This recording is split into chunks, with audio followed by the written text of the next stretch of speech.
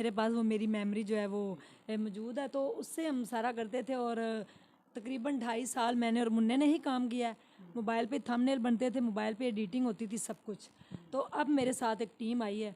अब मैंने एक कैमरा मैन हायर किया, क्योंकि लोग जो है ना, वो जो बड़े बड़े लोग हैं ना, वो कैमरे को देख के इंटरव्यू देते हैं, मोबाइल को देख के इंटरव्यू देते हैं। हालांकि मोबाइल पे इंटरव्यू अच्छा होता है, क्योंकि मोबाइल बड़े बड़े महंगे हैं, कैमरों से महंगे हैं। तो अब मैंने कैमरा मैन हायर किया और वही अब एडिटिंग करते, क्योंकि मेरा बेटा बहुत ज़्यादा बिजी हो गया। वो आईसीएस का स्टूडेंट है, और वैसे भी वो ऑनलाइन अर्निंग करता है, और वैसे भी उसकी ऑनलाइन वो क्लासेस भी देता है। तो इसलिए उसको उसके पास ना अब टाइम नहीं होता।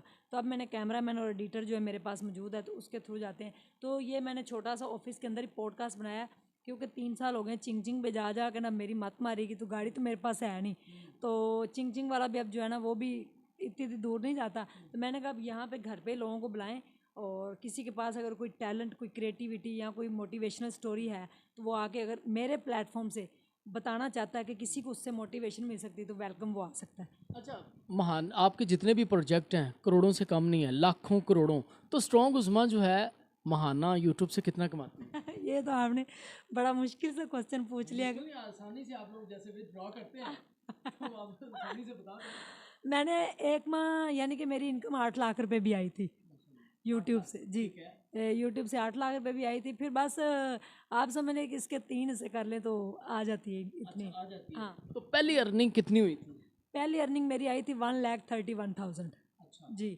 तो वो मुझे तकरीबन 10 माह के बाद मिली थी, और उस दिन हमने 5,000 रुपये उसमें से खर्च किए थे। कढ़ाई गोश्त, साथ कोक, साथ बड़ा पार्टी की थी। उसके बाद उसी में से 5 मशीनें खरीदी थी, और अपने घर के कमरा एक डोनेट। पहली सैलरी में से ही आपने ये तय कर लिया कि आपने लोगों को फ्री क्लासेस ये वो सारा कुछ करना है?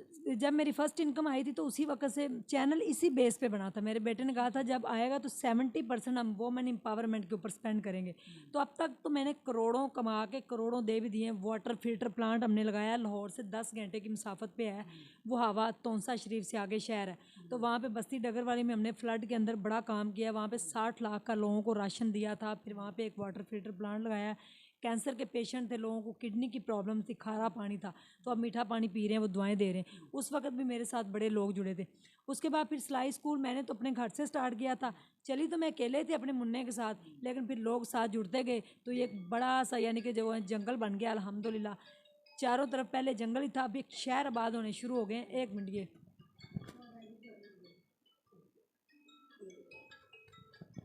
तो अब तो अल्हम्दुलिल्लाह कि मैं इतना प्राउड फील करती हूँ कि हमने तकरीबन कोई 30 घर बना के दिए हैं गरीब लोगों को। 30 घर बना के दिए हैं, वाटर फिल्टर प्लांट लगाया, 4 सिलाई स्कूल मैं चला रही हूँ, और 500 लड़कियों को अब तक हमने फ्री कर दिया। और जिसमें 2 कॉल गर्ल थी, जो धंधे वाली औरतें थी 2, वो धंधा करती थी। तो फिर मुझे किसी के थ्रू पता चला, फिर उनको इधर लेके आए। 6 माह उनके घर का किराया, उनके बच्चों की फ़ीस वगैरह, राशन वगैरह सारा मैंने ज़िम्मा उठाया। उनको सिखा के स्किल तो घर भेज दिया। मेरे सिलाई स्कूल से सीख के एक लड़की इंग्लैंड चली गई है। कुछ लड़कियों ने अपने स्कूल बना लिए हैं, कुछ घर बैठ के लाखों रुपए कमा रही है। एक काम वाली की बेटी थी, तो वो घर बैठ के अब जो है उसकी 1,90,000 80,000 उसकी मंथली इनकम है, जो लोगों के घरों में काम करती थी। तो मुझे बड़ा प्राउड फील होता है कि जब लोग यहाँ से सीख के जाते हैं, और वो सूट सिलाई करके अपने बच्चों को बिरयानी खिलाते हैं, पुलाव खिलाते हैं, और अच्छी उनको लाइफस्टाइल दे रहे हैं। तो इससे मेरे लिए कोई खुशी की बात नहीं है।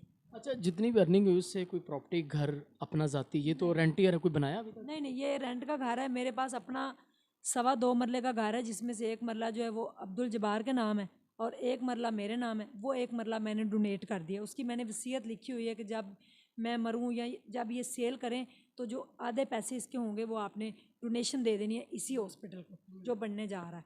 तो इंशाल्लाह मेरा बेटा अब ऑनलाइन अर्निंग कर रहा है, हम पैसे जमा करके अब अपना घर और गाड़ी ज़रूर लेंगे।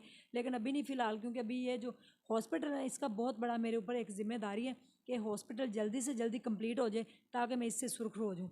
हॉस्पिटल की ज़मीन जो है वो हमें अतिया मिली है, और इंशाल्लाह वो फाउंडेशन के नाम हो जाएगी। मेरे अपने नाम पे कोई प्रॉपर्टी नहीं है, कोई गाड़ी नहीं है, कोई घर नहीं, कोई बंगला नहीं, सिर्फ एक 1.25 मरले का घर है जो मैंने वसीयत लिख दी। वैसे लाखों की ट्रांजैक्शन होती है, फाइलर भी तो बन चुकी होंगी ना, आप टैक्स पेड भी हैं। जी जी, मैं हूँ, मैं टैक्स पे करती हूँ अल्हम्दुलिल्लाह। अच्छा, ये बड़ी खुशी की बात है कि आपका बेटा आपके साथ पहले हेल्प करता था, आज वो खुद अपने पाँव पे खड़ा हो गया है और उसने अपने लिए खुद जो ना सोर्स ऑफ अर्निंग क्रिएट किया है।